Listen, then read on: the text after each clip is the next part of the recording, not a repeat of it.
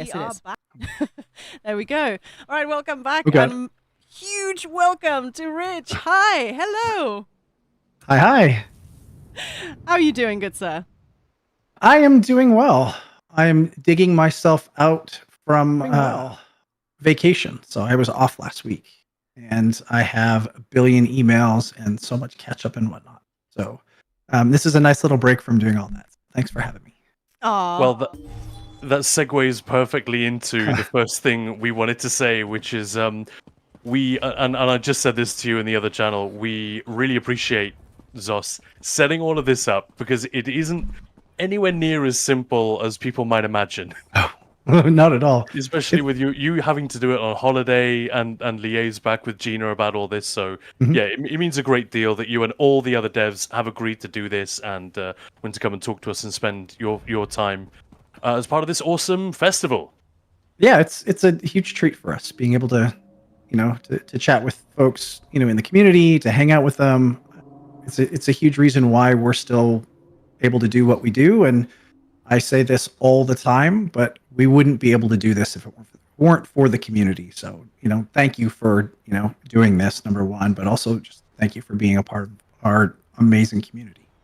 Well, we've talked about that. I mean, we talk about that a lot, but that came up literally earlier just today when we were talking about our favorite things in the game. And of course, we love the game and lots of things, and people can never decide what's their favorite because there's so much to choose from. Yeah. But at the end of the day, it is the people that make us stay here and do the trials and the dungeons and all of that together. It is the people that, it is an MMO, and it is the people that make it. Yeah, absolutely.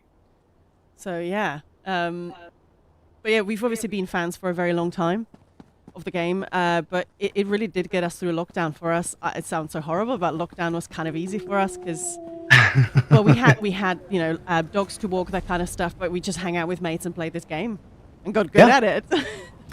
Yeah, I think that was what we saw kind of across the board was this whole, we need an escape from this kind of, I almost cussed there, from this kind of crappy reality of COVID and whatnot, and people would just play ESO, play games, and still be able to be social and hang out with people and whatnot, but kind of forget about the real world problems.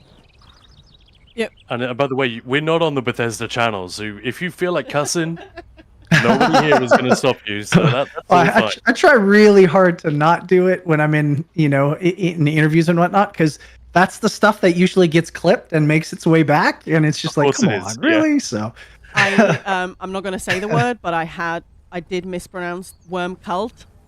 Oh, very unfortunately on stream, but there was no one that thought of flipping it. Maybe people were just so shocked, and I was really grateful at the time because most of my dumb stuff gets clipped. Yeah. Yeah. Well, in some places that's like a term of endearment. Yeah. Yeah, we live in southern England, so I guess that qualifies here. Yeah. In the States, it's probably one of the worst things you could say for some reason. So yeah, it's kind of funny. It does happen. Yeah. Yeah, I have a hat. When I went to Australia, the first time I went to Australia, or maybe it was the second time I went to Australia, for PAX down there, they got me a hat that spells that word out, but it's an actual state-sponsored thing of the territories. And it's like, see you in the Northern Territories, and you get the idea, right? I'm just like, whoa, this is cool. So it's sitting in my trophy case behind me. That is fantastic. Yeah, I remember seeing guidance for American backpackers going to Australia, and it literally explained this: that if someone calls you that and you haven't done anything obvious to offend them, it means you've made it. You're part of the gang now. Yeah, absolutely. Yeah, it's so wild. Brilliant. All right, so let's dive in. So when did you start work on ESO? Oh boy, 2007. I think August or September of 2007. So a very, very, very long time. 18 years ago. Whoa. Yeah, we had a question just before you arrived. A question for Rich. Did it start before development on Skyrim? So there we have the answer. Yeah, we started in 2007. It was supposed to be Oblivion Online and not Skyrim Online. And then Skyrim came out. And we were like, whoa, we need to make some changes. So yeah, it was a very long time in development, 7 years, I think. Moose is asking, what exact hour, though? I don't know. I'm lucky I remembered the month. Yeah, to be fair, it's nearly 20 years. That is incredible. Yeah, it's a long time when you think about it. You know, I have friends in game development world that have released, 4 or 5 games, 6 games in that time, and I've released 1 in that time. But boy, what a game, right? Yeah, and I mean, we launch a single player's worth of, content every year, so it's like we're releasing a new game every year, but yeah, it's the same thing for 18, almost 20 years. It is insane amount of content in this game, and now we're back to 4 dungeons a year, which is really exciting for some. Like, I love dungeons, but you guys are really not making it easier on yourselves. Some people were saying, just 1, but there is so much more other things we're getting, and now we're back to 4 dungeons as well as subclassing and Solstice, this incredible group event that's coming up later in the year, which obviously we don't know anything about yet, but we're all excited. But there's so much coming up all the time, so I can imagine that it's a lot of work. It is, and we are we have teams working on obviously 47, update 47 with the wall. We have update 48, 49, and 50. We've also got teams that are thinking about 51 and 52 as well. So yeah, there's lots of different teams and lots of things going on all at the same time. Yeah, it's a wild thing to think about when we try to act. It sounds a little bit pompous, but occasionally we try to act as a bit of a bridge between the dev's perspective, which we sometimes get a little bit of extra access to, some unfiltered takes from you guys and William and Gina and whatnot, and just try and relay a sense of that to the players at large who may not quite realize, update 46 is old news at this point, or whatever. Oh, yeah. They're already thinking 2 or 3 quarters ahead, and it's difficult to just wrap one's head around that sometimes. But speaking of things that are difficult to wrap your head around, let's go all the way back 18 years. Okay. And that's an adult that can drink, explain- just to sort of put it into perspective. Yeah, exactly. Well, in Europe, not here. in It's Europe, 21 yeah. here, but yeah. Yeah. So take us back and just explain how exactly you got involved with this project, and what were you working on before, like when this became a glint in your eye, and Todd's and Pete Hines and etc. I mean, I've always wanted to make a game like this. Like, MMOs are kind of my life and my passion. I've played them for as long as I can remember. I met my wife actually playing EverQuest. So we've been married 23 years now, and been together a lot longer than that.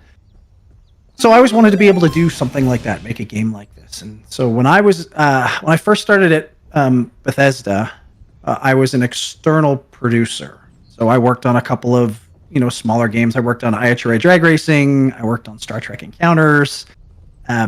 Worked on a few other pitches, and then Bethesda was working on Oblivion, and they were going to put it on the consoles. That had never been done before, so they took my group, and we became kind of the technical group, and we made Oblivion work on the consoles. So I did that as a technical producer.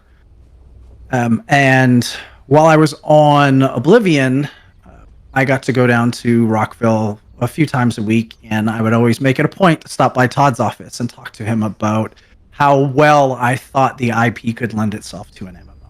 That was my thing. And I think he kind of got a little tired of that, because he was like, how about we finish this game first, right? Like, we're focusing on this, when we kind of can come up for air, I'll keep you in mind. And one day, I don't remember the exact date, but he actually called me and said, hey, I need you to come down and we need to have a chat. And I was like, oh God, what did I do? Right. So I went down to Rockville. I walked into Todd's office, and Matt Firor was in Todd's office. Ooh. And Todd, yeah. And so I knew of Matt at the time, right? Obviously, Dayoc and whatnot. But I didn't Dark Age know of Camelot, Matt. in case Yes. anyone isn't aware. Yes, sorry. And Todd just looks at Matt and says, Matt, this is Rich. Rich, this is Matt. Matt, please take Rich. All he talks about is making an MMO. Rich, Matt is going to start up the studio that is going to make the MMO. And so I had an interview for about 4 hours with Matt, and we talked, and he hired me on the spot, and I've been working with Matt ever since. That's amazing. Yeah, it's a pretty cool story. You're aware that it's very, very difficult. It's very difficult to imagine ever having such a cool and amazing meeting ever again.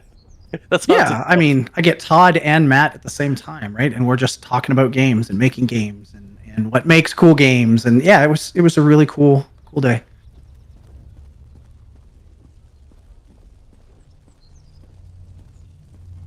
What was Todd like to work with? I just have to ask this one. It's a bit of a hack question, but what else can you tell us? He's such a presence in the gaming industry, and I'm sure not all of it is completely accurate, but the impression that we have of him. There's a lot of stuff in there, right? Like accurate wise. Like Todd is Todd. Super smart guy. Super funny. Like I don't think people get just how funny he is. And he's brilliant. Like he's just super brilliant, and he was a lot of fun to work with. Being able to poke at him, ask him questions. Todd was very much the not necessarily do it like this, but he would come to people and be like, "Hey, I've got this feeling, right?" Like he'll point to an action figure or something like that, and he'll be like, kind of like that vibe. I want that kind of feel and that vibe. And that's kind of one of the things that I have kind of learned and taken with me, and I've talked about this a few times, where when we're talking about like new stories, new chapters, or whatever we're calling them now, content passes, now that we're kind of changing that model up, I look for a word that helps kind of summarize and describe what it is we're working towards. So as an example, Elsewhere was revenge, right? It was about dragons being released on the world and seeking revenge for being trapped in there. So that one word helped frame all our conversations through all the teams. Greymore was gothic. Necrom was cosmic horror, right? It's those kind of things, and I learned a lot of that from Todd. Oh, really interesting. That's one of the things that people talk about when describing certain movie directors that they've worked with, the ability to convey a relatively complex idea and like distill it down in a very simple way so that it can be transmitted very easily over the course of a project. Yep. Yeah, it's super powerful. Like when you really take a step back and think about it, if you can just say one word and it just evokes that feeling. You don't have to write a novel in order to get everybody on that same page. Yeah. I do love that comment in chat. 4-hour interview. Do not lie, Rich. You were watching Lord of the Runs. Lord of the Runs? That's something else. Lord of the Runs. Oh my goodness. The Return of the King extended. All right, I'm going to swiftly move on. All right, so why were you so keen on this idea? I mean, we've heard that you're a big MMO guy, so were you motivated primarily by a love of MMOs or a love of TES games? Or both? It's kind of both. Right. Obviously, I have a huge soft spot for just the genre in general, being able to meet other people. You know, I'm pretty socially awkward, I guess I would be safe to say. So it's easier to kind of be in my own room and just chat with people and talk to people. So that was a really big thing for me. And I know there's lots of other people like me in the world like that can kind of lose themselves in a world and really explore. So that was a big thing for me. I wanted to be able to kind of give back, as corny as that sounds, and introduce more people to this amazing genre. I mean, I've personally I've tried a couple of MMOs, but not really. I hopped into this one because it was the world of Elder Scrolls. But I absolutely fell in love with the MMO aspect. I don't think I would want to play another one. The thing that's just everything works. The game works, the lore, the world, and the community. It just works. It just works. There's a Toddism. Yeah. It's the magic, right? Of the game is, all of that, and then of course the community. The community is amazing. It's the best that I've ever been a part of, over the years, and I played a lot of MMOs over the years, and it's special to be a part of. Yeah, that's the thing that we keep coming back to. Absolutely right. Yep.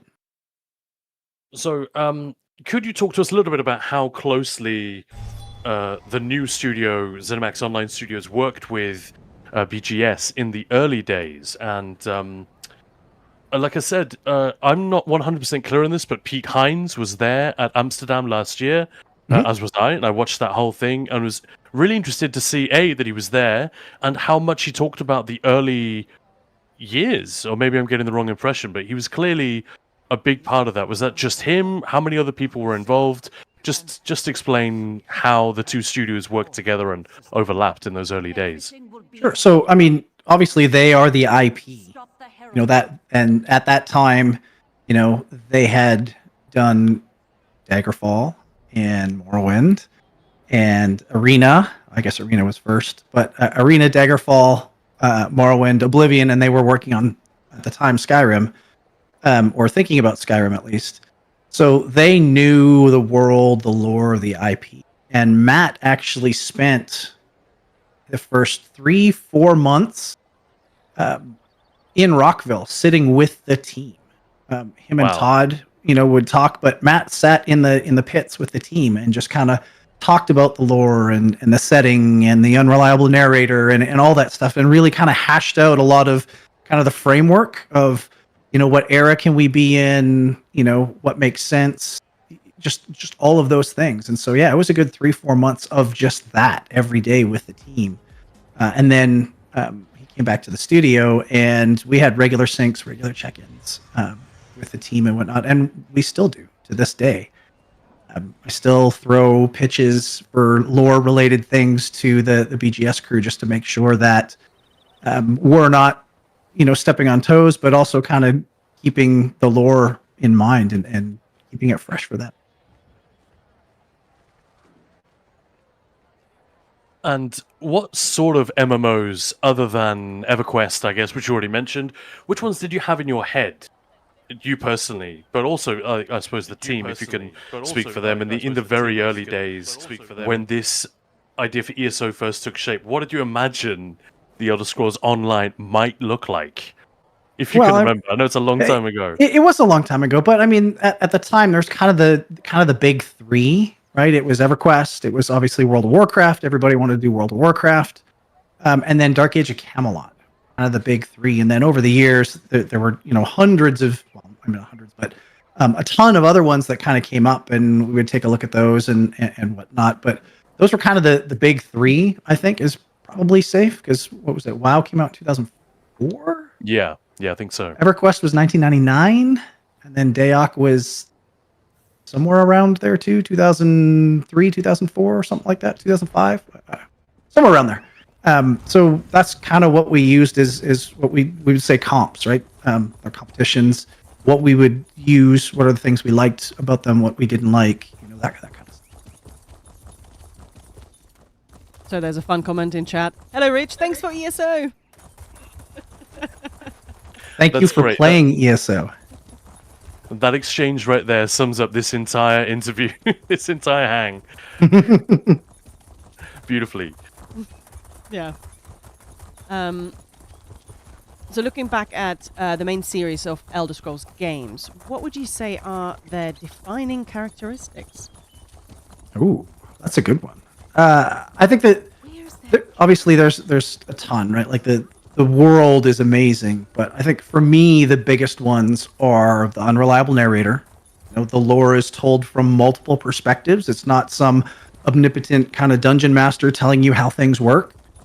You're talking to individuals and you're getting their side of the story. That is really, really powerful and fun to kind of live in that world, to try to figure out what's going on, but also to build in the world, because you can do fun things, right? Because it's always from the eyes of that particular person in the world. Another really big kind of feature about Elder Scrolls in general is it's all about the player and their journey through the world and how they experience it. And there's no right way to do it. And that is also another very, very powerful thing. The world is very interactive. You have the freedom to kind of do whatever you want, however you want.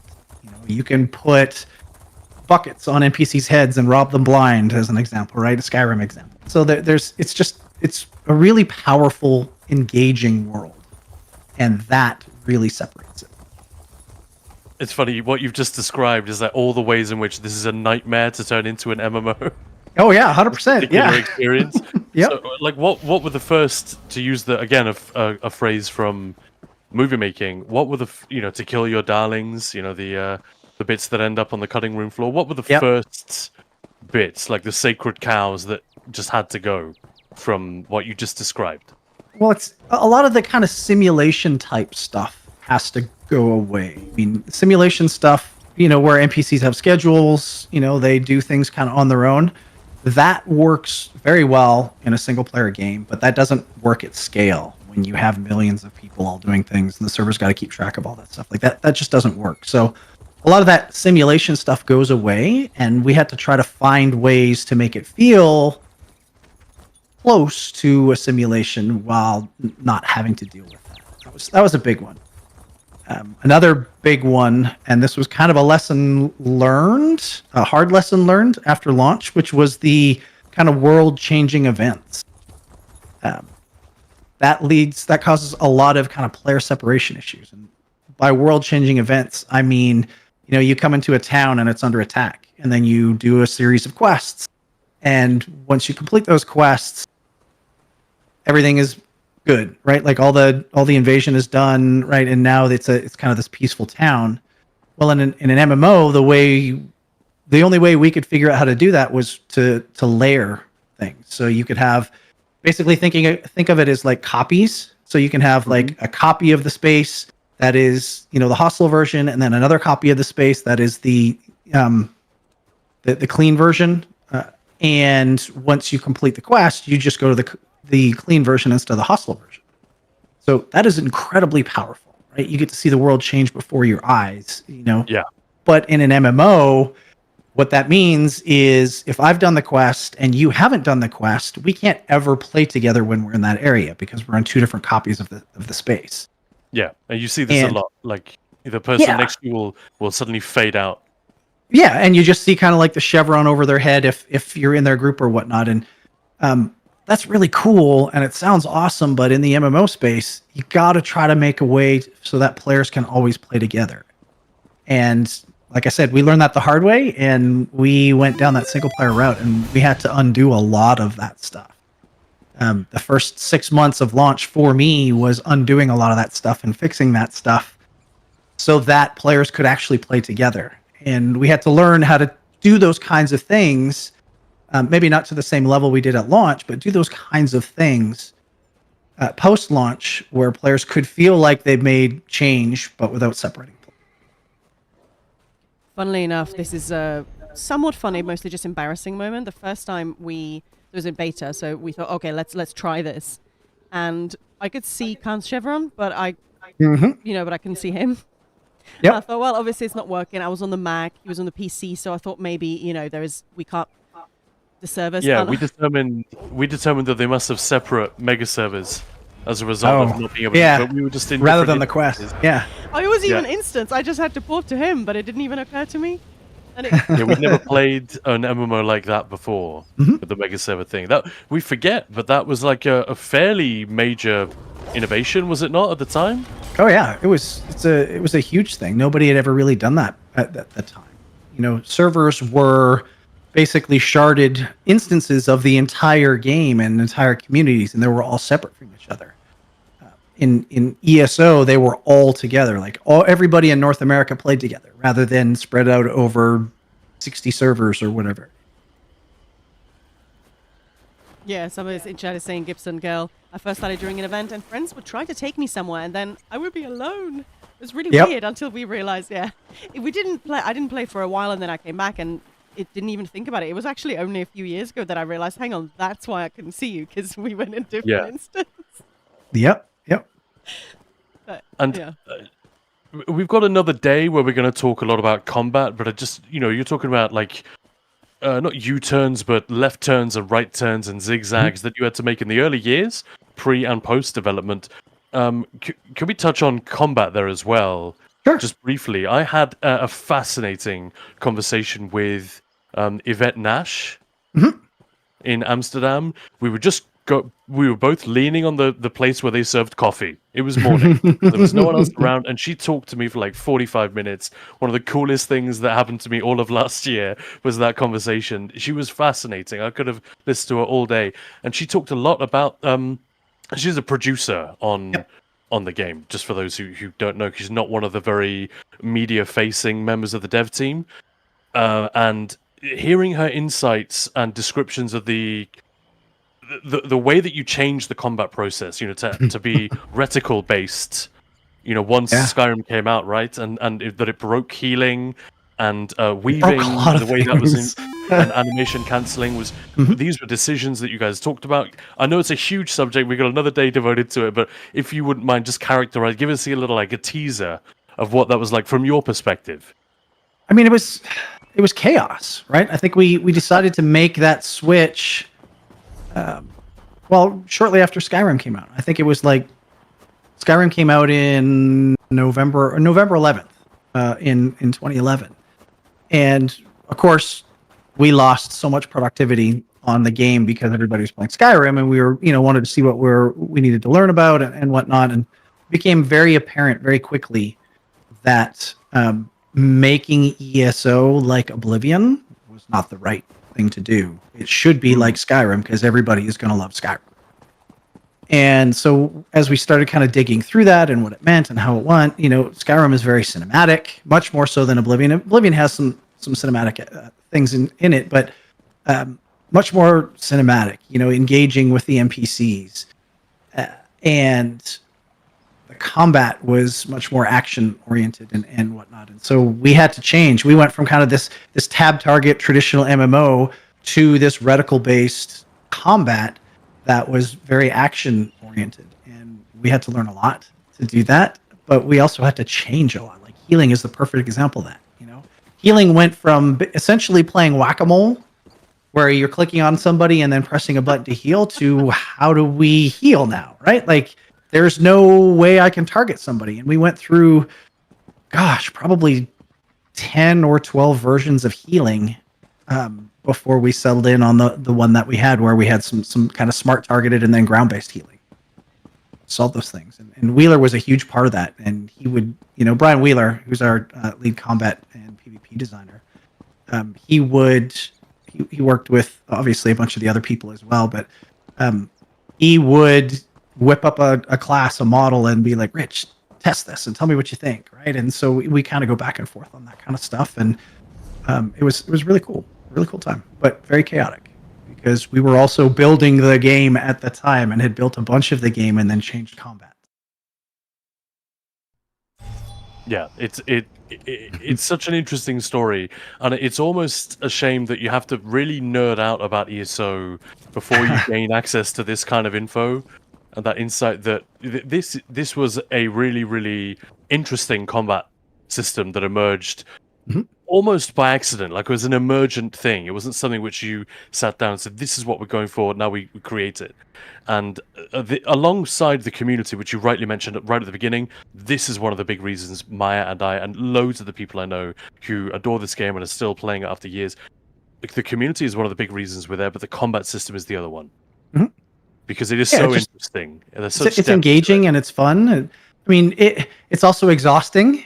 But it's not perfect, and there's lots of things that we would love to do to improve upon that. But it's super engaging, and it is super fun to run around and play.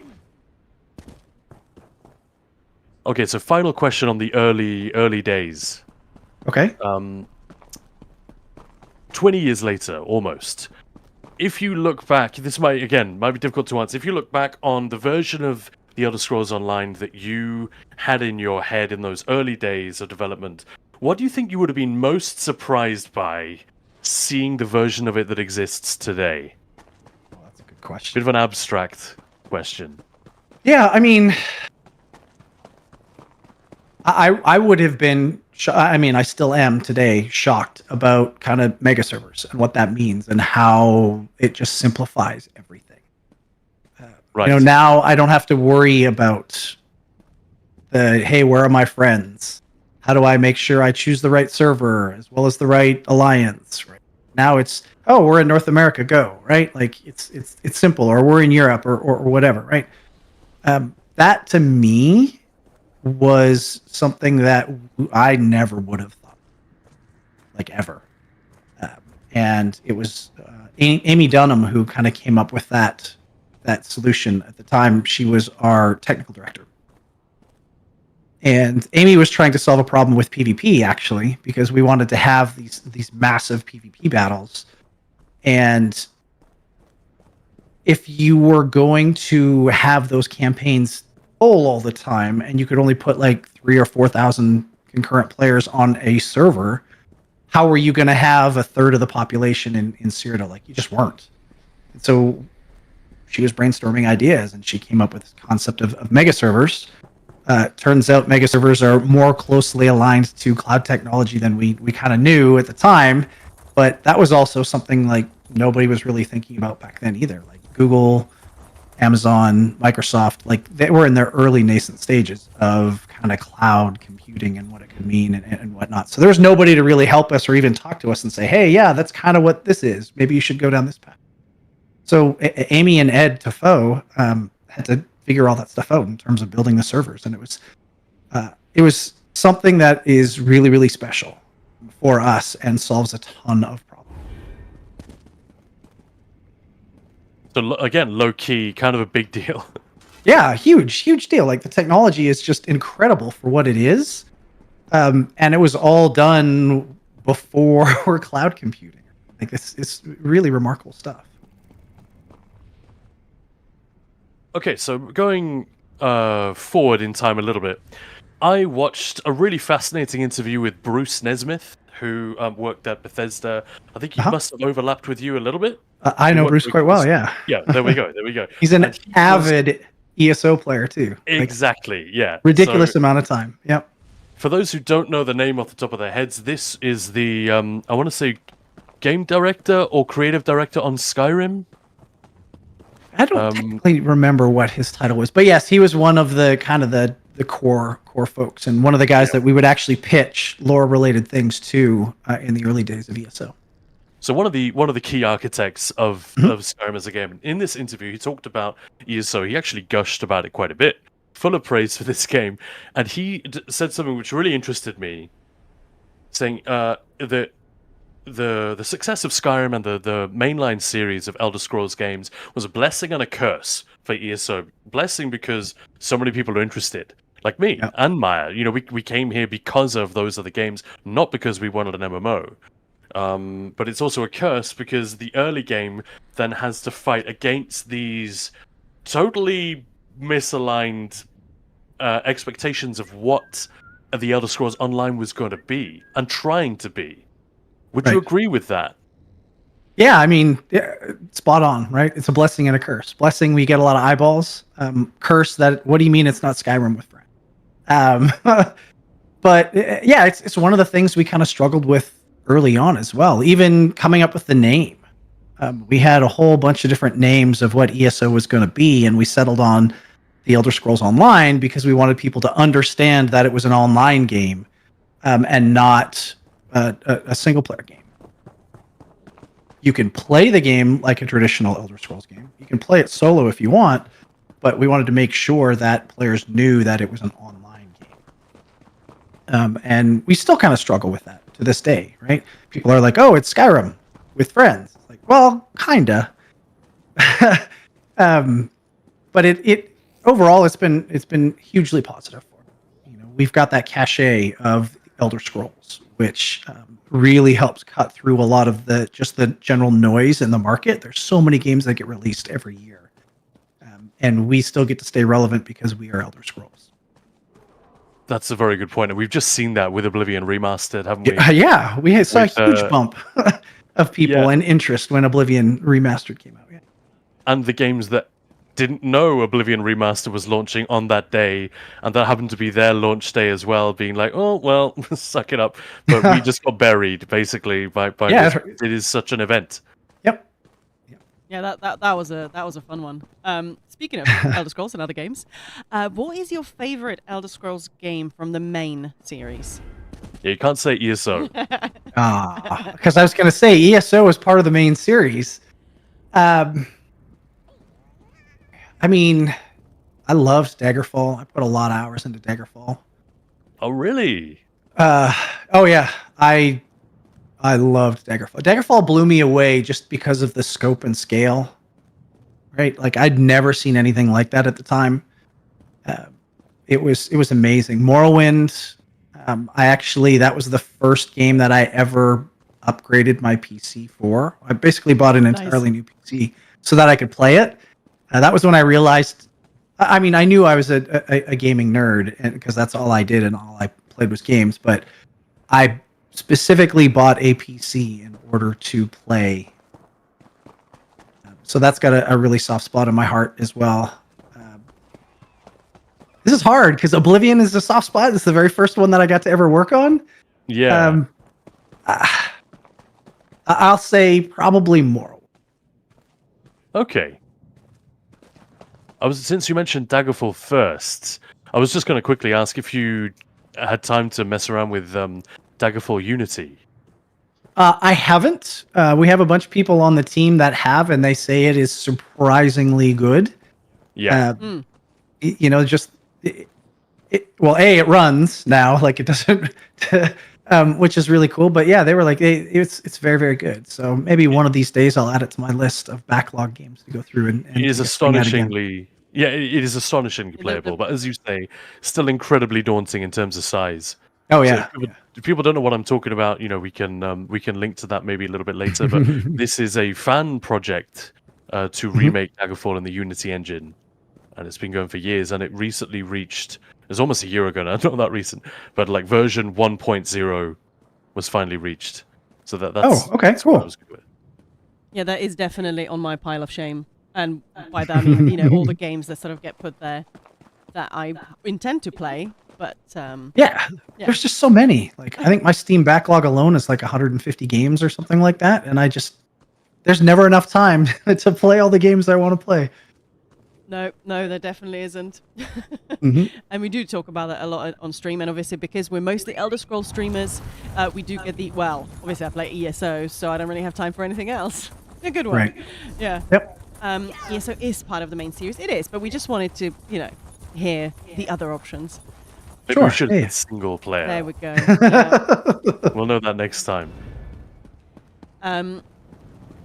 Well, what's talking of ESO? What's your favorite thing to do in ESO then, and why?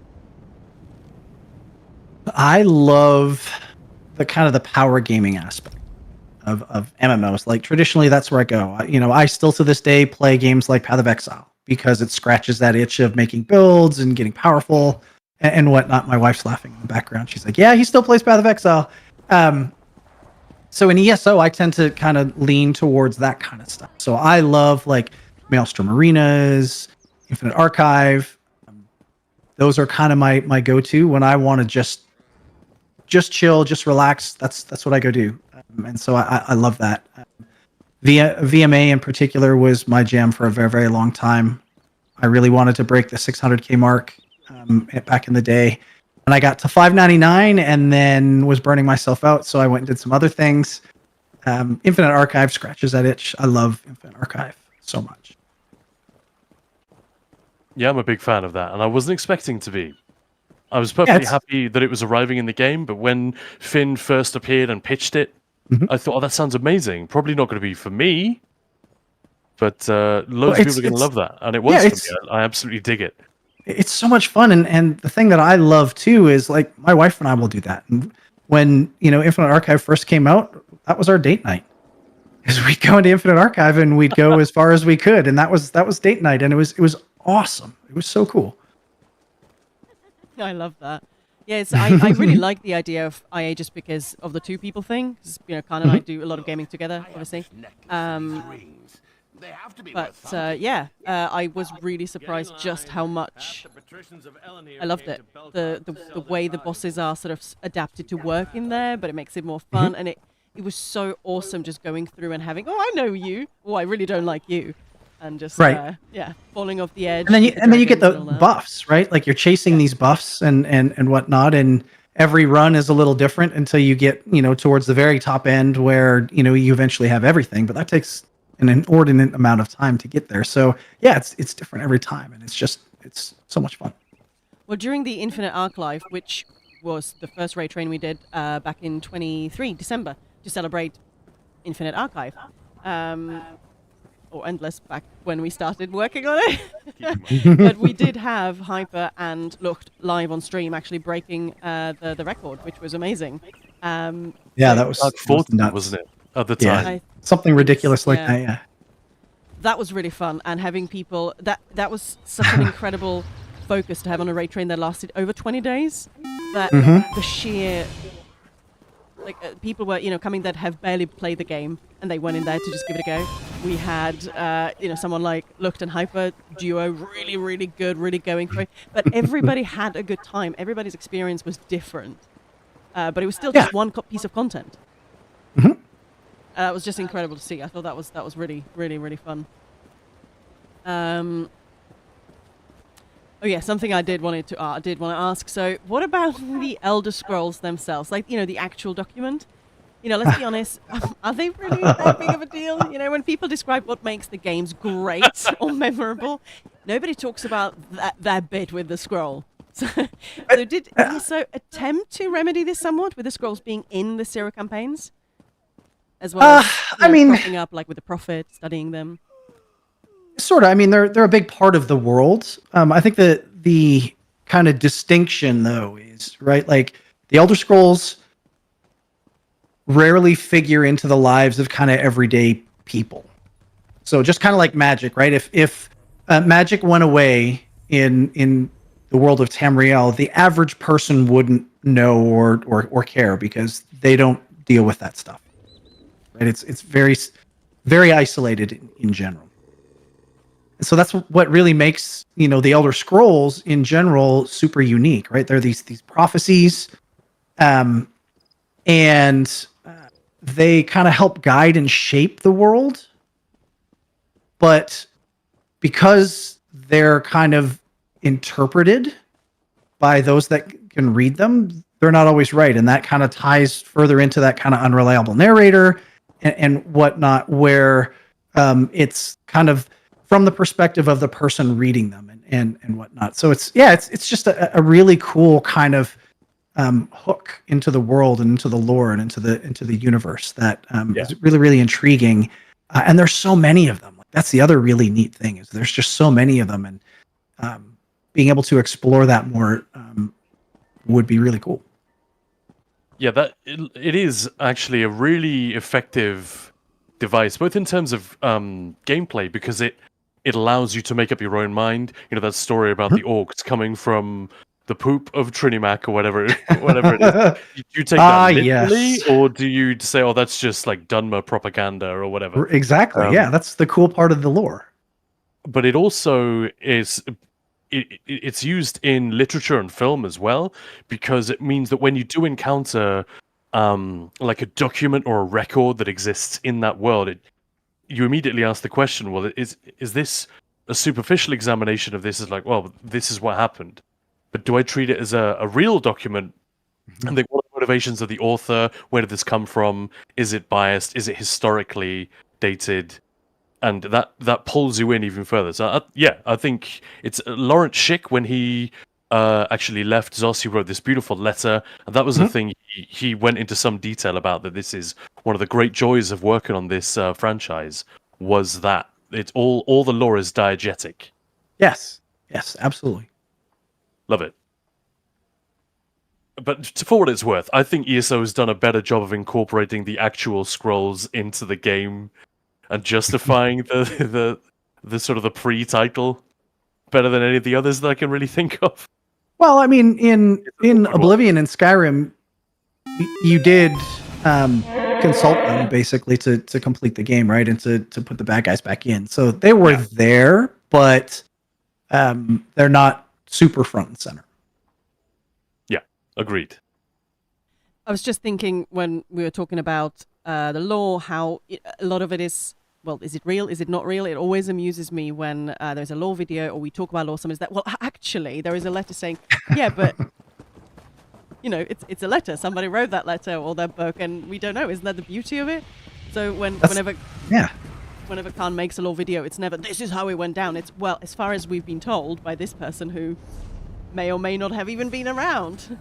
And I love that. It's super powerful to be able to, right? It's a conversation starter. Oh, I think this. Well, actually, like, I saw this and I have this. Like, that's how the real world works, right? When you go through, like, history is written generally by the victors, but it's basically from people's accounts of events, and what one person experiences might not be what another person experiences, and they could have been at the same battle, for instance.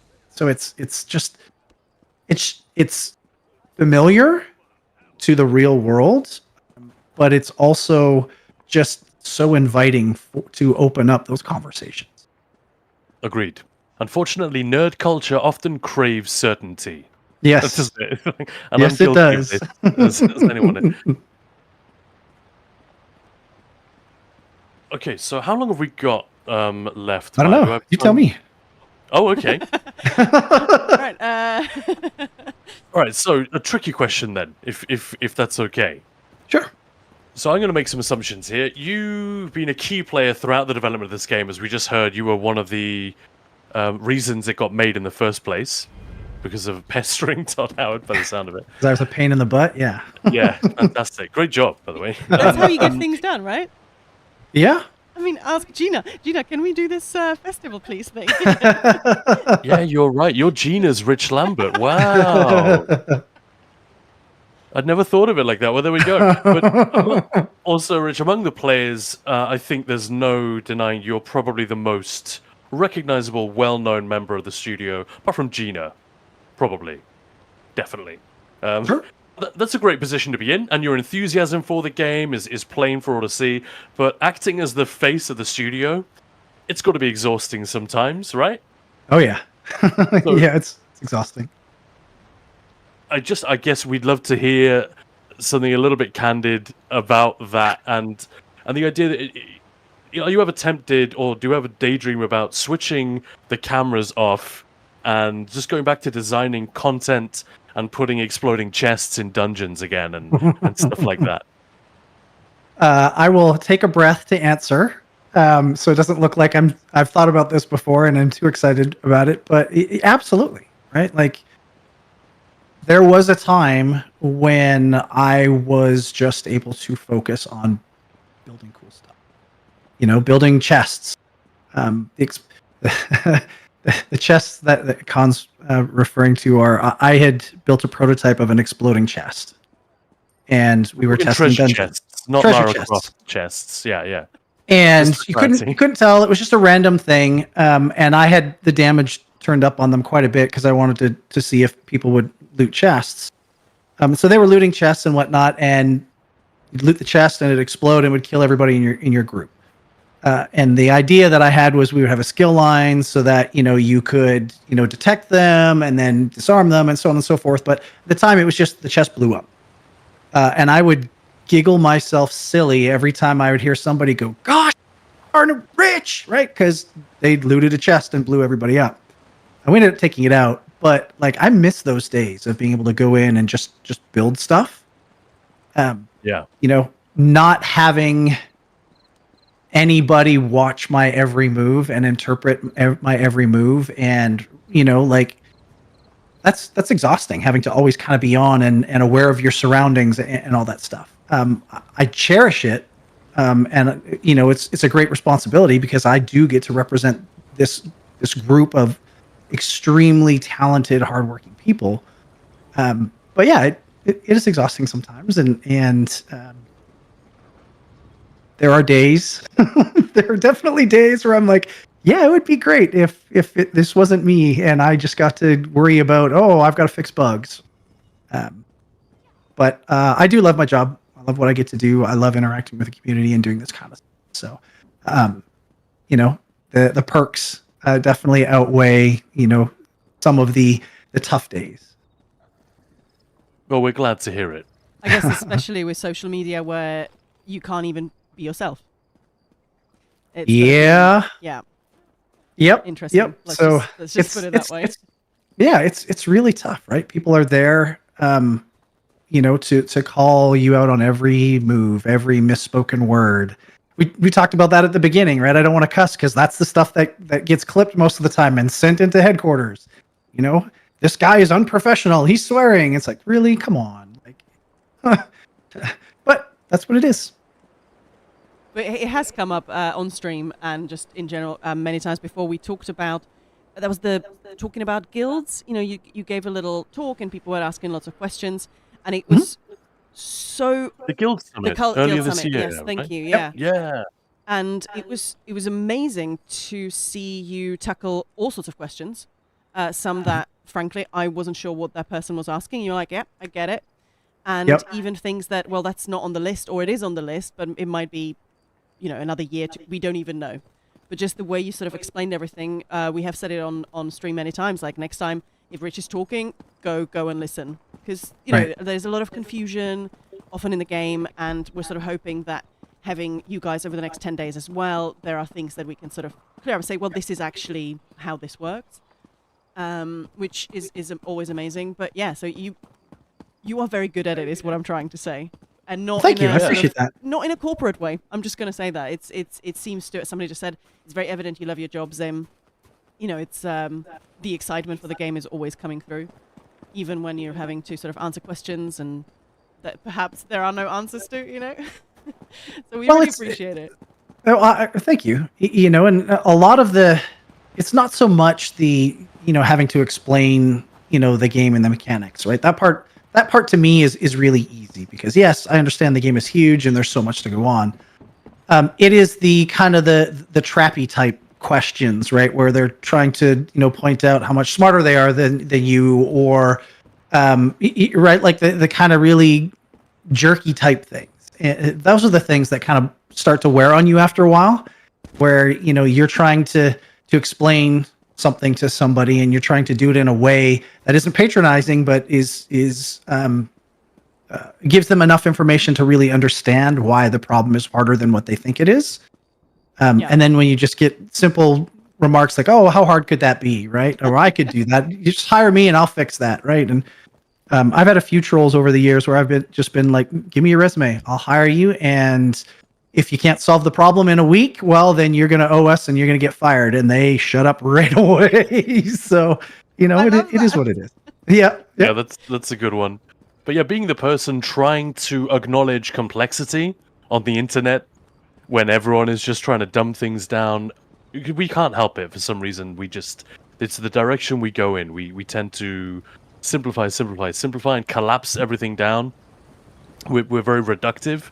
And trying to be the one person stemming the tide and say, well, actually, it's a little more complicated than that. It can be exhausting. I only get a glimpse of it from what we do. And Maya's right. I kind of wished more people had the chance to be at that guild summit because you were batting the questions away like a master. It was great. Zosh should consider doing that more often because you were straight up educating us on aspects of the development process which we were ignorant of completely, like databases and the dry stuff like that. But it's important. And I'd imagine explaining that to people who don't know anything about it. So like me, I know very little about it. It's like me trying to explain what content creators do to my mother. It's not easy. It took me probably 15 years before my mom actually understood what I did. She just said I played video games all day, right? Like that was the easiest way, and I left it that. And the way I actually explained it to her was one year at PAX West, which is in Seattle. I had my mom and my dad come down, and they got to follow me around for a whole day at PAX, see me talking to people, see me doing panels, doing all this other stuff. And then afterwards, my mom went, "Wow, that is not what I thought you did all day. That is awesome," right? And it just completely changed her attitude to kind of see what we do as developers on a regular basis. That's a very cool moment, gotta say. Yeah, it was cool. Very, very cool. Yeah. Yeah, so favorite ESO moments from the last decade? I know that's insane, but anything, it could be a tiny little thing or, an event, whatever it might be. Is there anything that stands out for you? I mean, there's two. I mean, there's 11 years of big moments, right, since we've launched. But kind of the two big ones for me, right? Number one is launch, like being able to actually hit that go live button after 7 years and see just people come flooding in. I still have screenshots on my hard drive from getting dumped out into the starter islands and just a billion people all around. It's just everywhere. You know, you got to see a tiny bit of that with when we launched subclassing, where everybody was kind of crowded around that. Like the entire starter zones were just full of people. That was a huge moment, and for the team, it was really, really cool to be able to start to share that with the world. The other one, and this is smaller and kind of silly, but my very first flawless VMA run. Yes. I will never forget. My hands were shaking from Arena 8 onwards. I could barely hold my mouse and move my character around. I was shaking so badly. And when I did it, I yelled out the biggest yell. And I'm pretty sure my wife came running thinking I had hurt myself. And I was just like, no, I finally did it, right? Like I finally got my flawless. And I'd worked so hard to do it. So that was another really big one. Gaming. Yep. I'm a gamer nerd. Sorry. And, the shakes and all of that. I so get that. The first time I raid-let a Dawnbringer, and I was the healer as well. So, you know, you really have to focus at the end. And at that point, I realized, you've got all those butterflies and you can barely think straight and you're just like, how do I push buttons? But yeah, you do it. And yeah, it's a really cool moment. It really is. Yeah. I love that happens to you as well. That is pretty fun. Yeah. Yep. Yeah, I definitely get that in trials. Absolutely. Mm-hmm. I get a little bit in dungeons as well, but less. It's more the trial thing. Yeah.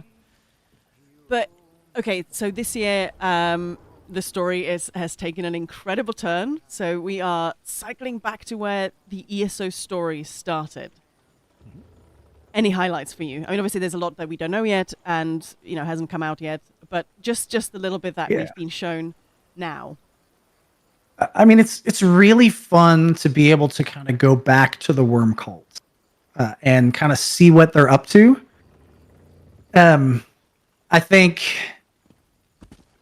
you're gonna be very surprised at what you see in update 47 and 48 story wise. So I'm not gonna kind of dig into that too much, but yeah, just being able to go back to kind of where it all started, worm cults, and all of that, and really advance. I want to say advance time, but advance time, right? We've never done kind of this style of story before, where we're telling kind of a true sequel. And that's been a lot of fun, just to kind of dig into that and figure out how all of the pieces tie together and how the characters have evolved over time. Yeah. So, how long has this been in the works for, roughly? It takes about 18 months to build a zone and a story. We've been talking about, what would a kind of a sequel be like for a number of years. And we were finally able to do that now. But yeah, roughly 2 years, for the actual, building of the thing once we kind of figured it out, and probably another 3 or 4 years on before that, where we just started kind of talking about those general concepts and what they could be. Wow. Yeah, that's definitely something that I think we mentioned that before.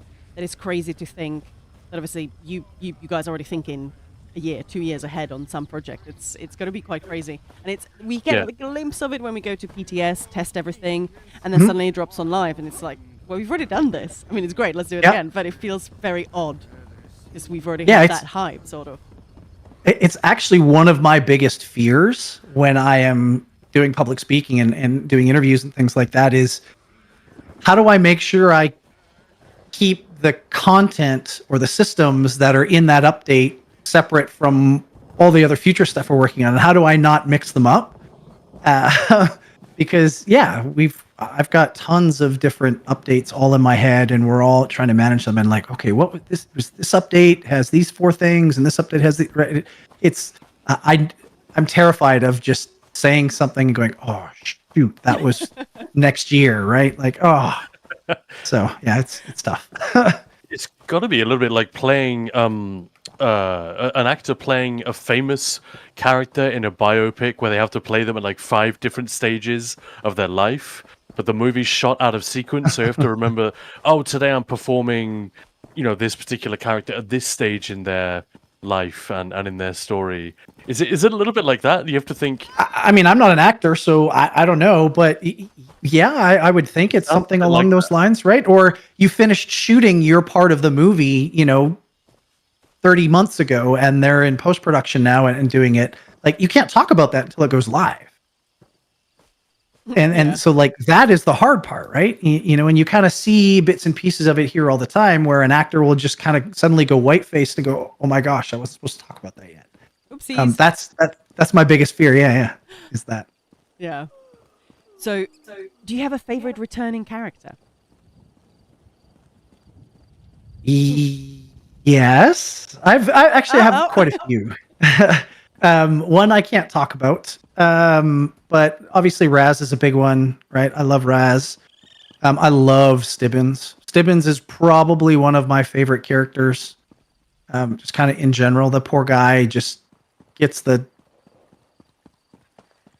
mick taken out of him, I guess is the right way to say it. All the time. He's just such a cool character.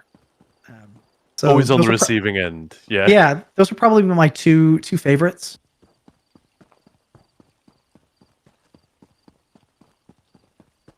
And is there a character that you'd love to see return? One of my personal all-time favorite characters is the Drake of Blade. So in the Imperial City, this is a character. Not sure if you've gone through that storyline or whatnot, but this is a character that is technically on the spectrum, right? And the inspiration for this character was my son, who has high functioning autism. So he doesn't have a filter. There's some awkward quirks and whatnot, but that's who this character was really inspired by. And the Drake of Blades turned out to be just this super engaging, super cool character. And then the story is just phenomenal. And so I love the Drake of Blades. That is very cool. Very cool. Thank you for sharing that. I never knew that. Yeah. But I did know I don't know that we've ever really talked about it too much, but yeah, the Drake of Blades is just amazing. Yeah, loads of people flagged it once that came out. I remember we were just talking about Imperial City just before you joined us. I was torn between 2022 and The Legacy of the Bretons and 2015 as my personal favorite year. If I had to pick a year, not a chapter, but a year content. And I just think IC and Orsinium are real like sleeper, slow burn hits. The more you think about them, the more impressive they are. And the Drake of Blades is definitely a part of that. It's such an unusual character to come across. It really stands out, and I know it resonated for a lot of people. So yeah, thanks for the insight there. So yeah, we're really pumped for the Writhing Wall event later in the year. Are there any details you can reveal? I heard what you did at the No, I mean there's a giant wall in Solstice. But no, I can't give any spoilers just yet. But we're getting really close to everybody being able to see it, and I'm really excited for it. So who do you think's gonna get it first? I don't know. It's interesting, right? Like the European community works exceptionally well together all the time. The North American community doesn't in general unless they feel threatened, if you will. So I think it's going to be a really good, interesting race. If I had to bet, I would probably put my bet on PC. On what? Sorry, you cut on the PC EU server. Ooh, being first. That would be kind of my bet. Probably a very close second, if not first. PlayStation North America. Okay. Those would be my guesses. Interesting. Love it. But we'll see. Exactly. Yeah, we will definitely see. We'll definitely try and do some sort of guild-wide attack. when we know Yeah. how it works. I'm really excited about it. But yeah, Yeah, I can't wait to learn more about this. I gotta say, Rich, so far that you score higher on the restraint scale than Mike Finnegan.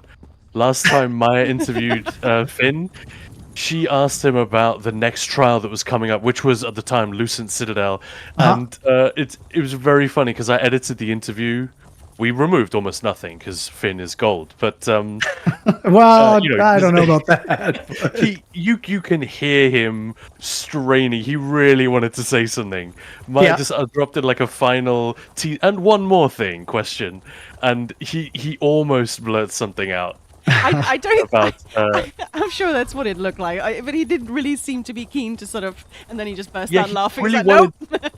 Yeah, You, yeah, you did that it's thing. hard You wanted to because fill the silence. Yeah. yeah, I mean, that's one thing too. But the other thing is keeping secrets is hard. And when you're really excited about a thing, you just want to tell everybody how cool this thing is, and it hurts a little bit inside when you're holding all that stuff in, and you just want to let it out, and you can't.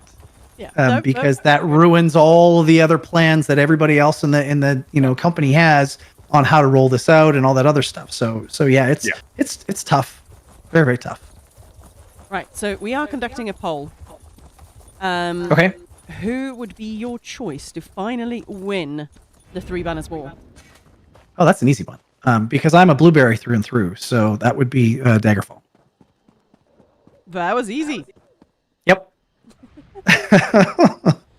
I'm sort of curious to see. I'm looking at chat. I'm like, boo, boo. Oh well, no, there's one DC somebody hype. that says, yeah, there's somebody that says yay. Spectres on your team for sure. Also, most of my friends in PvP are blue through and through as well. Like they do have usually one one or of them two. literally doesn't. char- Yeah. Yeah, Yeah, one- I have one character in Ebonheart and one in the Dominion, but I have like 4 Daggerfall characters that I PvP. That's awesome. So this is sort of a random thing we wanted to do. So tomorrow we'll have Alec Verish and Brian Wheeler on stream. Oh, okay, okay. Yeah, talking combat. And I was wondering if there was any sort of fun, even perhaps silly, question that we can ask them from you. Oh boy. See, Alec is hard because he's a hardcore ESO game. I mean, Wheeler is too, but Alec is Gilliam the Rogue. Yeah. And so he was a huge part of the community before he was part of ESO. So I can't really like go at him with why don't you have a flawless VMA run or something like that. Because he'll be like, dude, I did that 3 days after it came out. Boy. Maybe with the Wheeler, and Gil, what's the highest arc they've ever been to in Infinite Archive? Oh. Are we allowed to add a suffix to that question? And why couldn't you go higher? Sure. And say, I mean, say that it's I've from only you. been to 10. Yeah, I've only been to 10, which is right, like, is good, right? But Solo, that's very good. I haven't been like crazy high in like the high teens or 20s or whatever it is, 50 something now. But yeah, I would be curious. Well, we'll ask, that's for sure. Cool. I think I've only been to 12, and that was a duo, so Okay.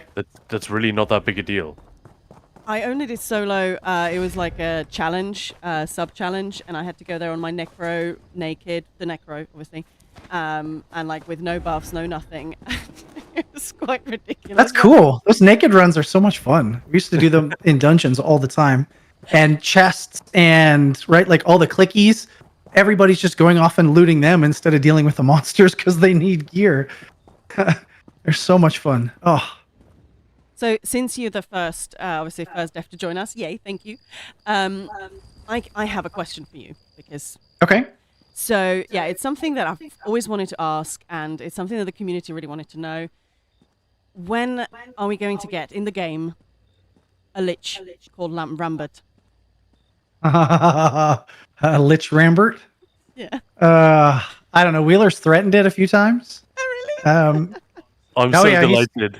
He's to hear threatened that. a few times with that. Finn has definitely threatened with it a few times. I actually thought Wheeler was being a little bit too clever with Lambent Passage in the Imperial City sewers. But yeah, I don't know. I hopefully never. Oh, I think that'll be an amazing Easter egg. To The Wheeler's got some lots random of guy. them. You'll have to ask him about some of his Easter eggs tomorrow. Oh, definitely. We'll write that one down. We'll have a bonus question. He is the master of hiding Easter eggs in his stuff. I do love that because we've got part of this whole ESO 10 Fest. We've got like 3 trivia, what do you call them? Tavern quiz going on in various sort of ways. One of them is part of the 10 Fest trek, so we'll be riding through Tamriel and doing trivia as we go through the zones. But it's been amazing sort of doing all the research and how many little things pop up from different games. And there's lots of trivia as well about naming this character because it was a TV show and this character was inspired by that many moons ago. And I just have really loved delving into the personal as well as sort of the lore and how it all pops up and crops up. It's just been absolutely amazing. But well, we have agreed an hour with Gina, and we've already held you for longer. Obviously, if you want to stay, we're here. We're not going to complain. I don't actually know. I have another meeting. Oh, I'm supposed to be in a meeting, so. Oh shoot. I should probably. No, it's fine. It's fine. I warned everybody that I was going to be doing this, and if I get talking, it will probably go a little longer. So it's all good.